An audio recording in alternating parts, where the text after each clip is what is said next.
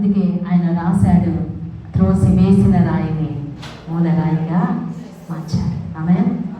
పనికి రాని రాయని పారవేసిన రాయిని ఎత్తుకొని దీవించి ఇంటి మూలరాయిగా మార్చిన దేవా స్తోత్రం, స్తోత్రం, స్తోత్రం యేసు రాజా.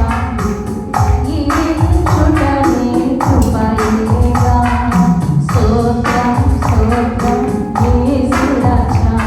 నే జీవించుటనే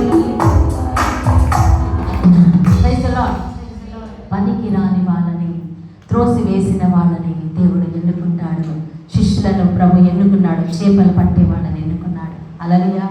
చదువు రాని వాళ్ళని ఎన్నుకున్నాడు. లోకములో పాపాత్ములు, వీళ్ళు పాపలు, సుంకర్లు అని పిలవడిన వాళ్ళని ఎన్నుకున్నాడు. ఎన్నుకొని వారికి అభిషేకం ఇచ్చి దేవుడు ఆయన వారిని సాక్షులుగా మార్చాడు. అంతేకాదు వారి జీవితంలో అద్భుతాలు చేసి వారి ద్వారా కూడా ఆయన అద్భుతాలు చేశాడు. ఆమేన్. నా ప్రియమైన సోదరి సోదర, ఈ రాత్రి కాలంలో దేవుడు నిన్ను ఎన్నుకున్నాడు. ఆమేన్.